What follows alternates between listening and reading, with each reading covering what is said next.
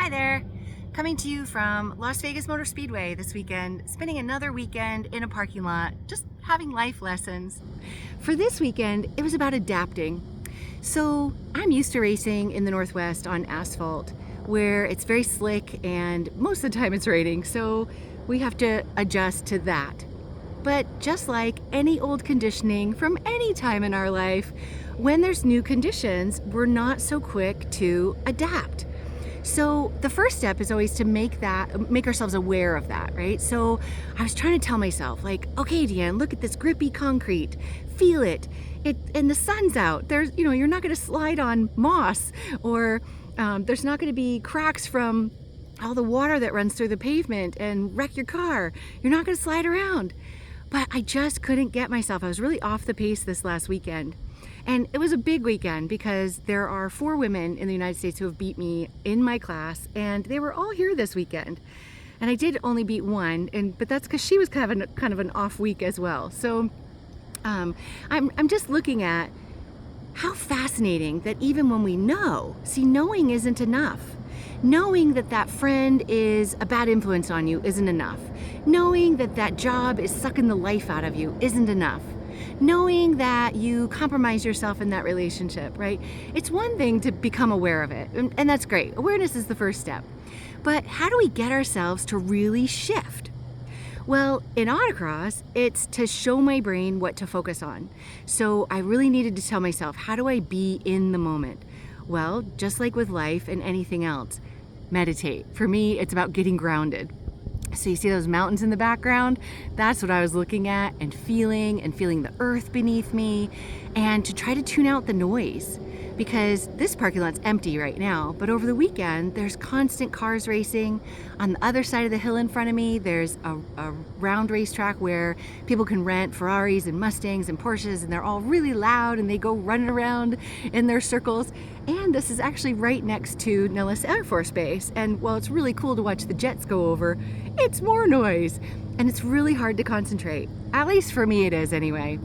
But just like when you're hit with a social situation, it's hard to focus on, let me go deep within. Let me listen to, what am I telling myself? What's the state of my body? Am I breathing deep enough?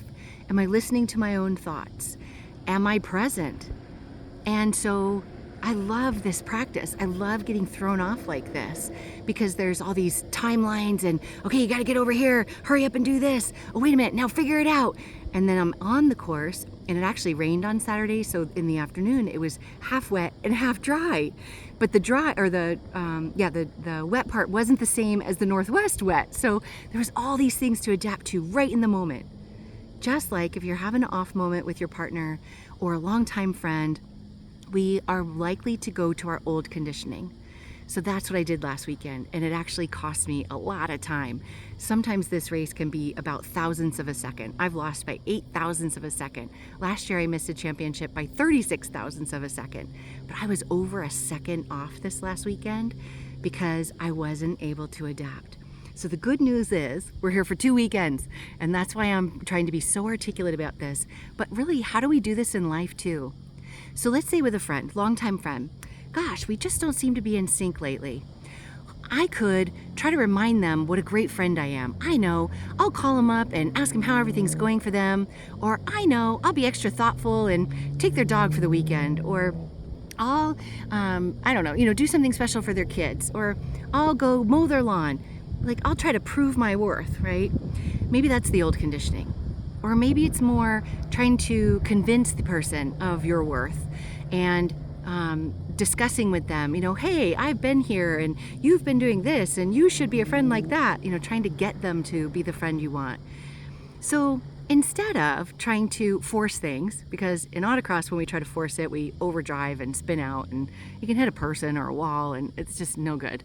So in relationships, when we try to barrel over people, that doesn't go so well either. How about work? Yeah. So instead, how do you go inward? So here's one question I want you to ask yourself over and over and over again. First, I want you to say, if I had a magic wand, how would this work out?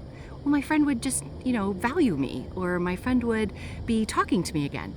Okay, so that, this is the question you're going to ask yourself over and over again. So that Well, so that we're back on track, so that I have somebody to talk to, so that they think I'm an awesome friend, so that keep going until you can get it to what does it mean about you, so that I know I'm a valuable person. That's different than I know I'm valued by them, right? Why do you want to be valued by others? Because you want to know your worth.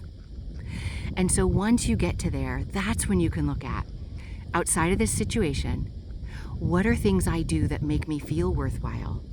Oh, when I don't hang out while somebody's ignoring me, when I'll end the conversation politely, but like, okay, so you got some stuff to do, so I'll check in with you another time. Or, maybe I'll wait for them to contact me because it feels like I'm chasing them these days. Or I'm going to go take a bath, or I'm going to go call a friend who seems to really want to hang out with me. Doing things that like fill you up on worth will help restore you and balance you and give you some space from that situation. It doesn't mean ditch that longtime friend, but it does mean give yourself some space so that you have space in your heart to grieve, because maybe you'll feel mad that you're being treated disrespectfully, or maybe you'll feel sad, like, wow, we're just not how we used to be. And that will allow you to adapt to the moment. So in the meantime, I'm going to work on adapting in the moment by feeling the car and whether it's wagging out behind me or it's gripping. And I'm just going to try to adapt to that moment. And when I have friendship issues, I'm going to try to adapt to that moment. So we're all in this together. I'm working on it just as much as you are. But I thought I'd share those details, and I hope that helps. And feel free to share with me if you try this. So that. And hopefully you can feel that freedom from it too.